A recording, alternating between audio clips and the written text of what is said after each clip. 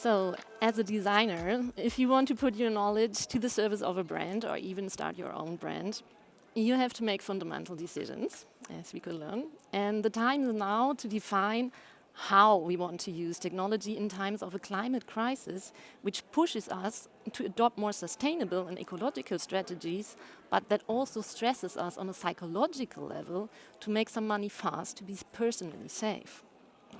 And these are goals that often compete with each other. And competition we also find in the behavior of global companies. And AI is currently mainly used to increase production rather than to make the fashion industry more sustainable in terms of an ecological and social fairness. In our Western perception, China not only stands for great experimentation, but also for aggressive market strategies. So I'm excited to introduce our next guest to you. And because he spent 25 years in China, he was a co-founder of J. Walter Thompson Beijing, and he was COO of Adidas Greater China, CEO of Lacoste Greater China, and vice president both of Lanvin Group and Intersport. But currently, he is COO of an AI company that is working on an innovative shopping format that makes television interactively consumable. So welcome, Aldo Spanjaars.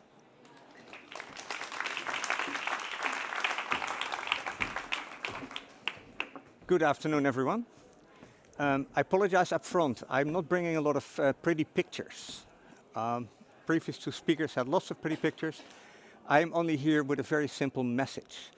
I'm here to talk about what is already coming at us. My presentation is called Consumers Are Becoming Users. And I'm going to give you an insight what our future digitized world will look like and how your clients or your consumers are actually going to become users. You'll say, okay, well, who are you to actually talk about this? Let me point this direction. Yes, there we go.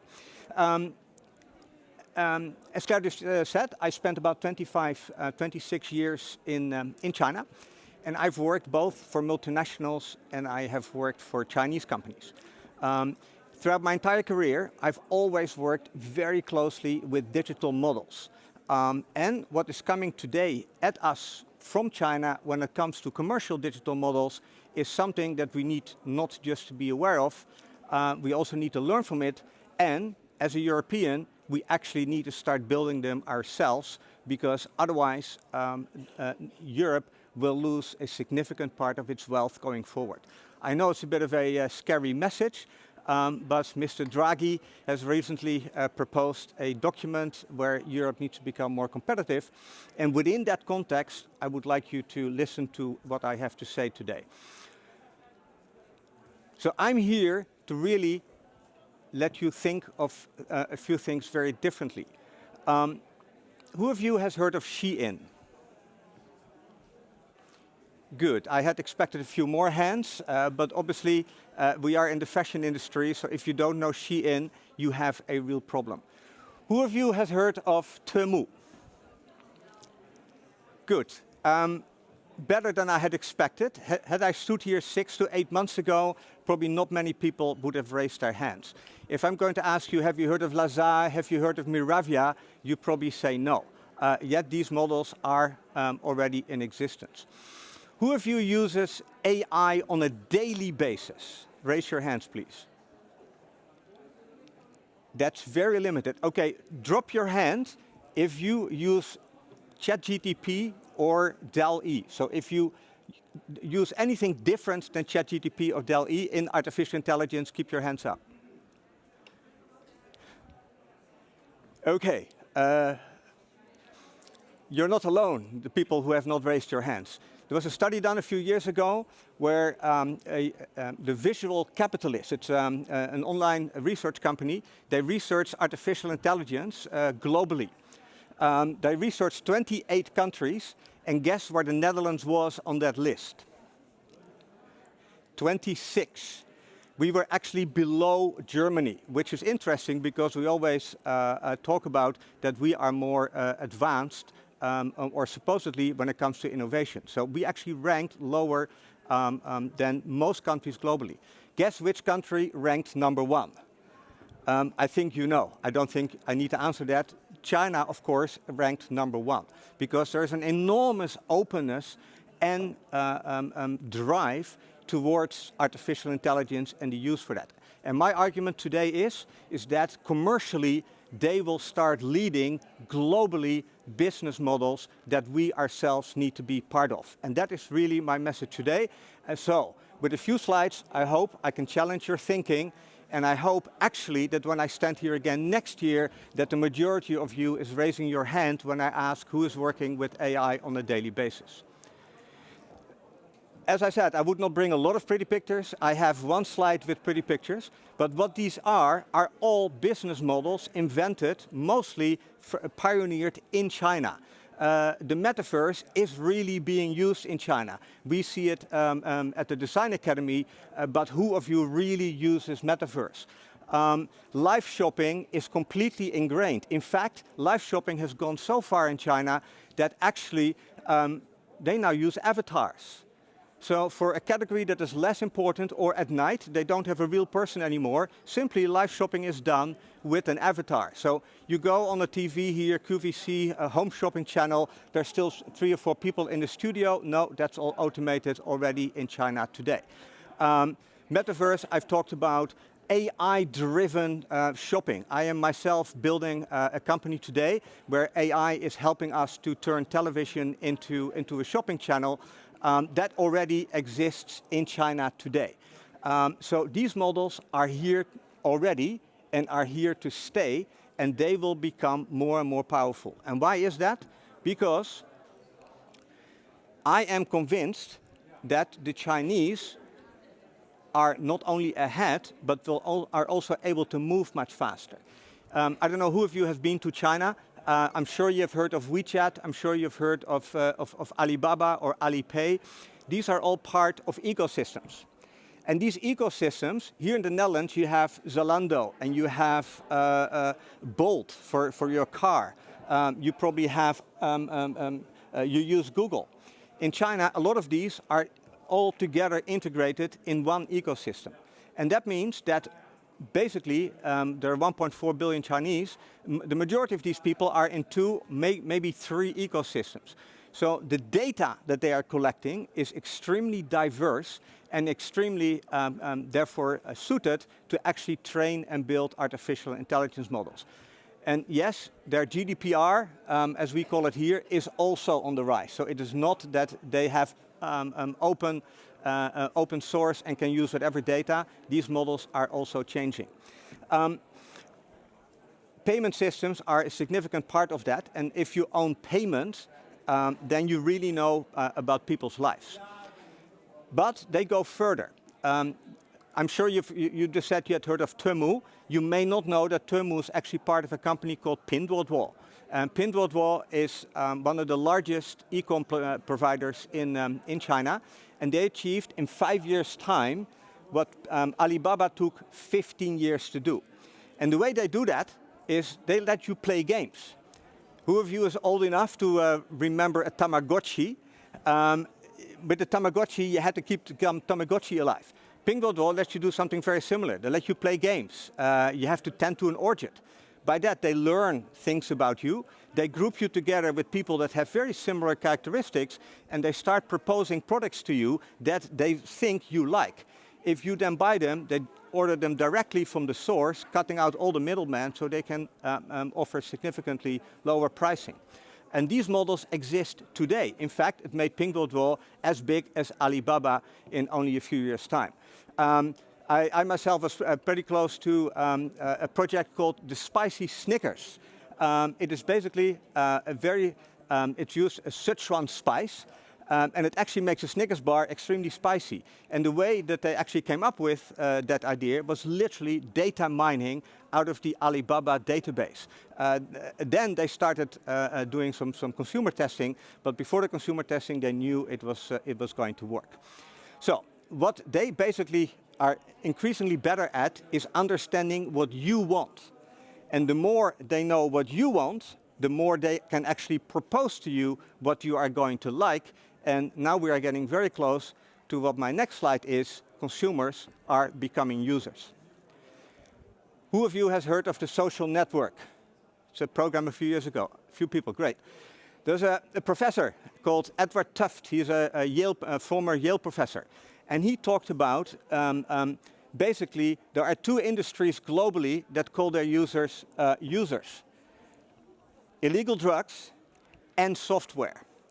And why is it that software is calling you a user? Because you are part of an ecosystem. And in the world that I'm talking about, in a few years' time, artificial intelligence in a much more digital commercial world will turn your customers into those users, because you don't need to leave your ecosystem anymore. Your system will provide you with ideas. AI tools can give you mini deals on a regular basis. If you go to Temu, if you have signed up, they bombard you with all kinds of deals consistently. That is all part of their marketing strategy.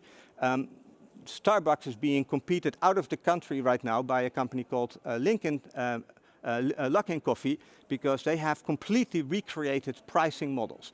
And these models exist today in China. So your future will also look like this. I always talk about the fact that I see Nike getting into physiotherapy, because if you're part of Nike's loyalty program, well, it gets more and more difficult to actually find physiotherapists. And if you're in the top of their loyalty program and you're in a digital world, why can you not approach Nike when you have an injury, and they can actually help you with advice and training to improve your capabilities. I always talk about that Huawei will get into the medical business, because DNA is becoming more and more personalized. You can digitize that, so why can you not have a machine at home with a press on the button, instead of getting your Nespresso coffee, out comes your personalized skincare. So these models are being pioneered. I have spoken to several people within Huawei that are actually working on these type of models. So this is not decades away, this is literally years away. And there is, the reason I bring this up is that I want you to start thinking, what does your world look like? Because one other aspect, and I actually have written a book about this, the Chinese work very, very differently. And that is actually the core of my message today. We need to start working differently. We work with our specific processes, but the Chinese are setting complete new standards when it comes to management capabilities. They are much more agile. They are much more innovation driven, and that will come as a surprise to many of you.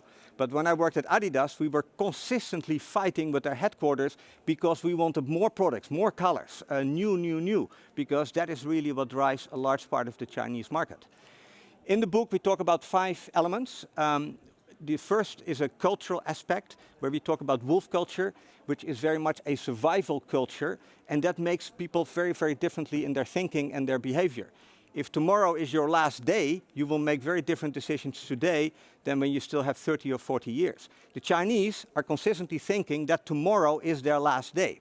And if tomorrow is their last day, they make very different behavioral decisions, and they look very differently about to competition.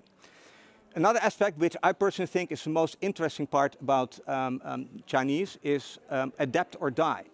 We think in standard processes, the Chinese not. Today you can go left, the day after you can go right, the day after you can go left again. At my private equity, where I worked for a couple of years, Lanvin Group, we actually could set our own quarterly objectives. So every quarter I could do something very, very differently. I will not go through all the details today of all the aspects of the book, but I want to spend a little bit of time actually talking about the next slide, because here are elements that you can start tomorrow yourself. When it comes to working more agile, and when it comes to working more differently, the first thing you need to start doing differently is you need to start looking at replanning processes. In China, you can, if the world changes, you can update your process. Today, we work still in the West with milestones, and we stick to those milestones, and we have a fixed plan for the year. In the world that I'm describing, tomorrow's world is much more digital, much more uncertain, so that means we need to become much more agile, because our day-to-day is likely going to change faster. I want you to start looking differently at innovation. We talk about innovation very often from 0 to 1. In China, we talk about innovation from 0 to 0.1, 0.2.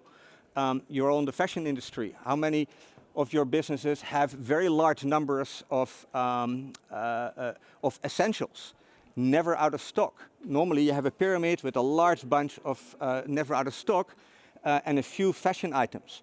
When I worked at Anta, we had an inverted pyramid. We had only very little essentials, and we had lots of change on the top, but it was all very small change, a little bit different material here, a little bit of a slight design change. So you can actually have a different story around the product without having to completely reinvent and waste a lot of material. You can actually take specific materials from one season to the next by doing something different with it, because the Chinese are relatively frugal. I want you to ask yourself, are you really driving your company in a very entrepreneurial way? Are you giving your staff plenty of leeway? In China, a lot of the models are very much owner-driven. I can talk to you about supermarkets where the lady behind the cheese counter is actually part owner of the cheese counter. So they have completely reinvented business models also when it comes to how they treat people. They're consistently looking for people that are more entrepreneurial than the previous people. I want you to start asking yourself, what ecosystem do you have today? Are you part of an ecosystem? In the digital world of tomorrow, you have to be part of an ecosystem, because if you're not in an ecosystem, your user will not be able to find you anymore. I do a lot of these talks, and I was a couple of months ago at a headhunting firm, and they asked me whether I knew a specific data scientist. And I asked which brand it was.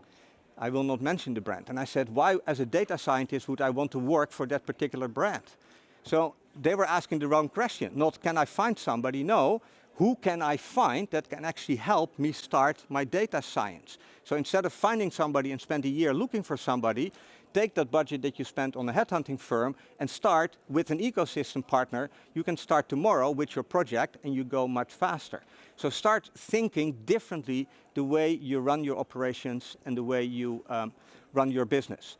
In China, I learned 80-20. In the past, we would make perfect PowerPoints. You present it, and then there's this awkward silence. Whereas in China, they live design thinking every single day. Who of you really, really work along the lines of design thinking?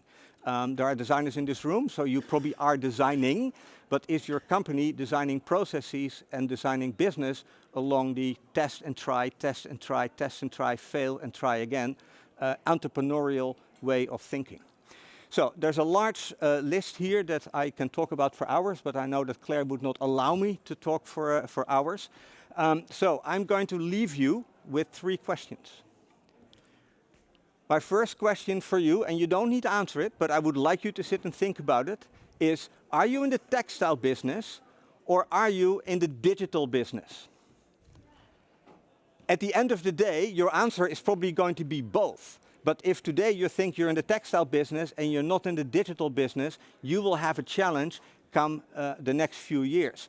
Because as Roger and Eva have already shown you, they are already turning part of your business into a digital business. And if you have not started that process, I think you need to hopefully take today as an inspiration and start finding people that can help you with that. The second question I would like to ask you is, what does your ecosystem look like? Who are your ecosystem partners? If you don't have them, speak to people in the digital business, because all they do is talk about ecosystem partners. Your software as a service partners, they probably talk about Microsoft and a lot of other people that are all part of that digital ecosystem. If you have not yet plugged into that, start thinking how you can get into that. Because if you are not in it now, you are already behind. And you need to be there in the next few years when our life gets even more digital. And then last but not least, a simple question, are you experimenting enough? Are you testing, trying, failing? I'm building a startup right now. We hope to fail as often as we can and as fast as we can, because if we don't fail, we don't know whether we are building something that is actually the right thing that we're building. So we put a product out, it's terrible. that's great, because people will tell us that it is terrible, but we can actually learn what it is that we need to improve, so that the next time in design thinking and methodology, we are a step further. So I would like to leave you with that. I promise you no pretty pictures, but I do hope that I have given you a message that when you go home in the train or your car, you sit and think about and say, what do I need to do differently tomorrow? Thank you very much.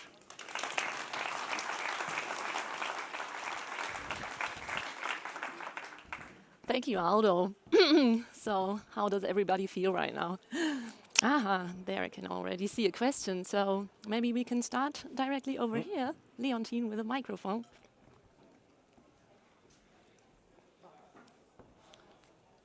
Here, over there.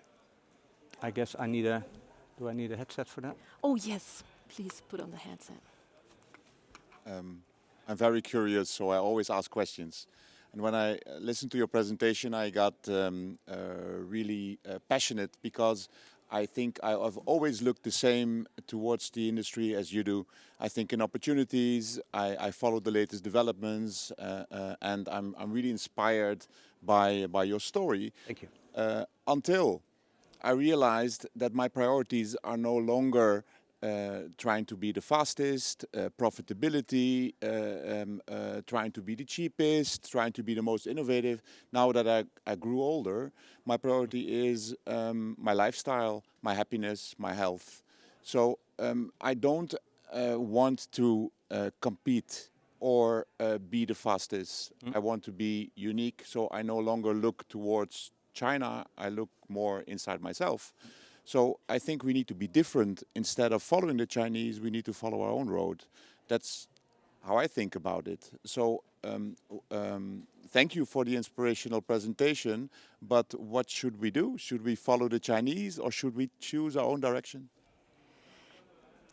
The question is, can we not follow? So you can make that choice. I get a very similar question every time that I do, and always I said, what choice do we have?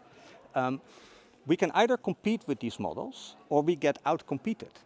Today, within Europe, we are already significantly outcompeted, because there's an interesting book by a gentleman called Kai-Fu Lee. It's called AI Superpowers, and he's basically comparing the United States with China, and Europe is nowhere to be seen.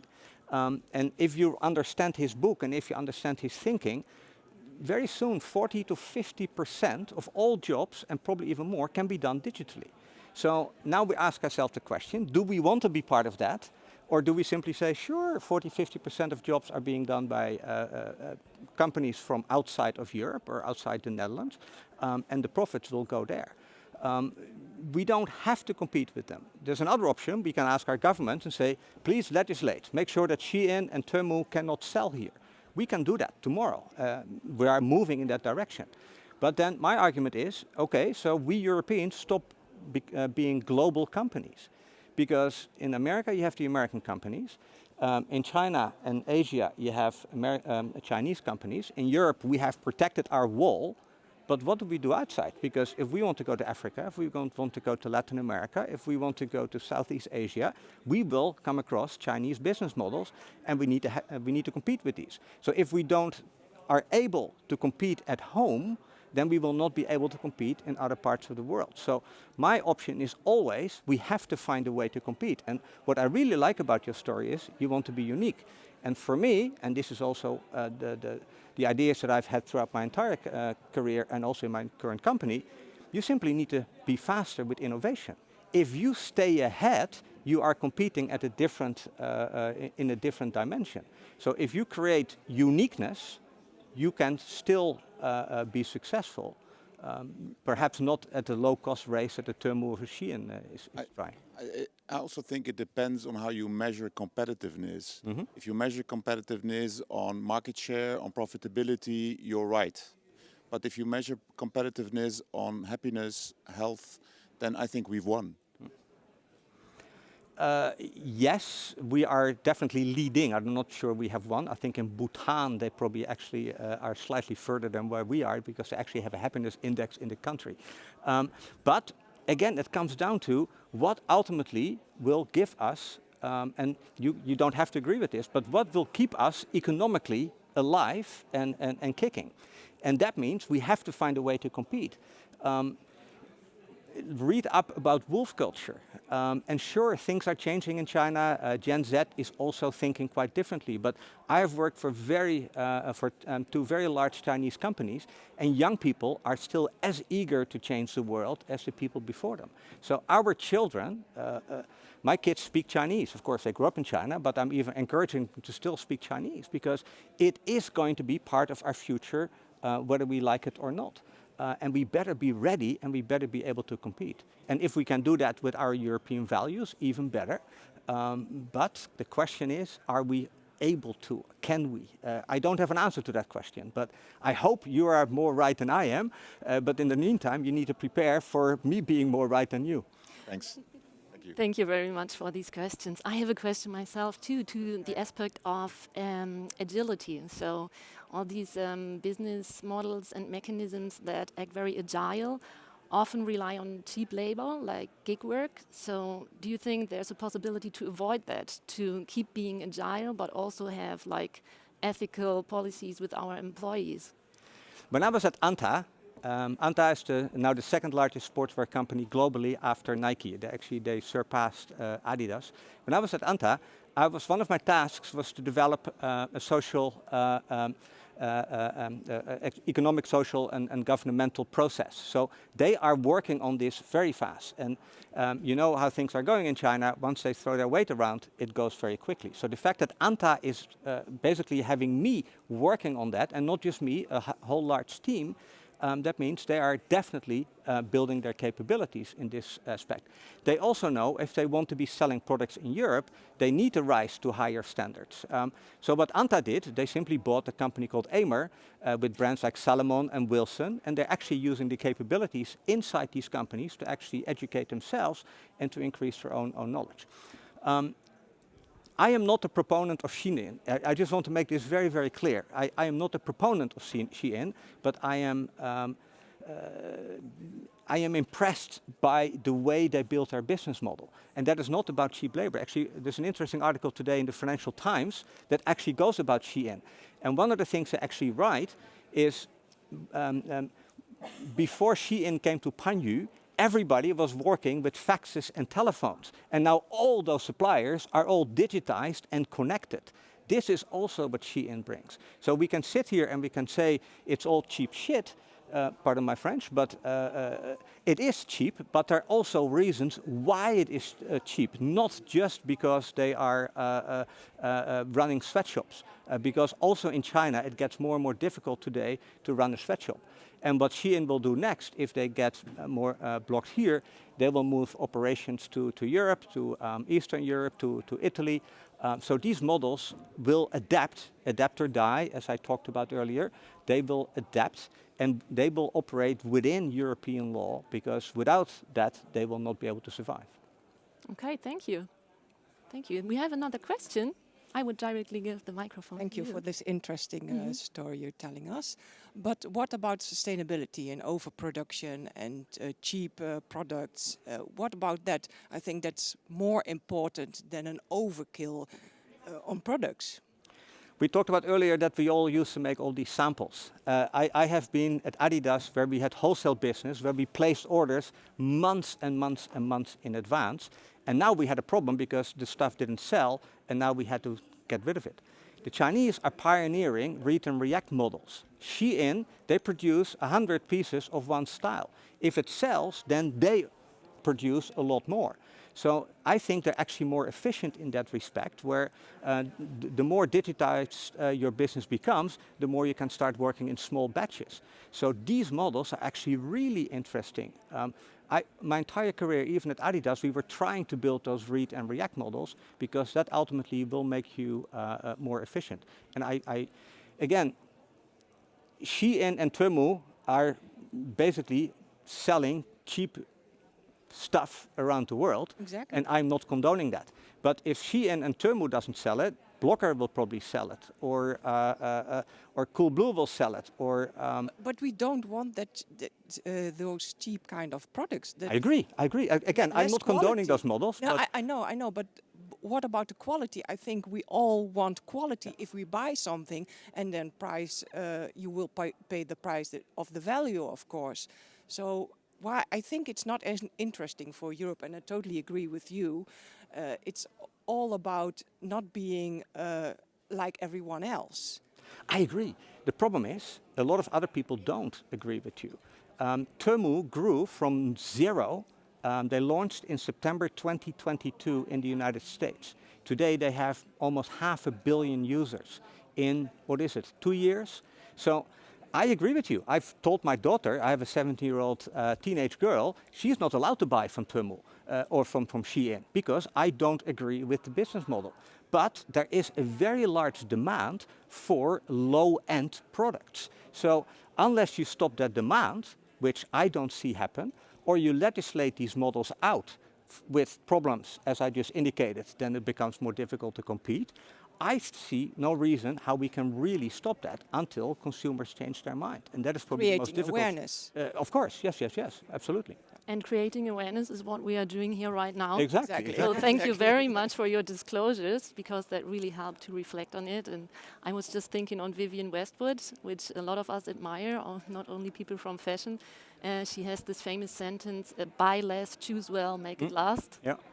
Which admonishes fashion victims to reflect on their consumption habits. So we can still keep these reflections up and come together and talk about exactly these things. And it is critical that as a society we change. But my worry is that we talk one thing and we actually are acting the other. Again, the growth of Shein and Temu is the best evidence that yes, everybody is having their mouth full. Every 14-year-old girl is all talking about they want to change the world and they want to be ESG committed. And at the same time, they're ordering at Shein. So one of the two has to give. I don't really have an answer how to stop them at this stage. Even Amazon, they have started the Temu model. They are now flying things directly from Asia into the United States and into Europe. So large companies are basically driving these models, and all my message is these models are here. I believe they're here to stay, and I feel we need to find a way to deal with that, because our world, whether we like it or not, will become more digital, will become more uncertain and more fractious, and therefore these type of models, completely AI-generated models, will capture more and more of what consumers want, whether we like it or not. Again, I'm not giving you judgment here. I'm only saying it is happening today. It is growing and it will likely continue to grow. So certainly you need to understand what is happening, and I still think you need to find a way to be part of it. And we just need to be well aware of it. Absolutely. Okay. So do we have another question? I have a Yes, question. please. Thank you for sharing what you think, what we can learn from China. I think we expressed a bit, the audience expressed that we also have our opinions about this. Mm-hmm. What would you say to China about our perception on things? I have been, because I spent 26 years there, and I've done a lot to try to help people understand how we would like things to change. As I said, I worked at Anta, helping them with ESG-type policies. I think the Chinese have a pretty good idea what Europe wants. The thing is, they look at Europe in a very different way. When I speak to people in China, they describe Europe as a museum that is a great place to retire. And I am not joking. This is how people in China talk about Europe, because they look at Europe and they think it's going very slow. People would like to not work too hard. And again, I'm the messenger here, right? Don't shoot me, I'm the messenger. This is what people talk about when they talk about Europe. People for years before China opened up, they were really interested going to Europe. And they went to Paris and they see riots and they see clochards on the street and they see poverty, and they're blown away. They thought Paris is the Louvre and the Eiffel Tower and romance. So my message to you is more, what do you want from Europe and what would you like Europe to be in the next 5 to 10 years? My message to my kids is sitting at home and hoping that the world is going to turn may not be the right strategy. And again, you don't need to agree with me. I'm certainly not asking for that. But my message I do a lot of these talks also in schools. My message to kids in Europe and young adults is make sure you understand what's happening around you. Education in China is really, really high powered. The competition coming to the West from Chinese companies is growing. We need to find a way how to deal with that. And it will definitely mean more pressure on Europe. I'm convinced about that. And I think we will continue this talk and these conversations in the networking reception afterwards. I am sorry, I would like to close the Q&A slot for Aldo right now because we still have 3 very interesting experts to meet. But thank you. And yes, we will continue in half an hour with all of you, I hope. Thank you very much, Aldo Spanjaars.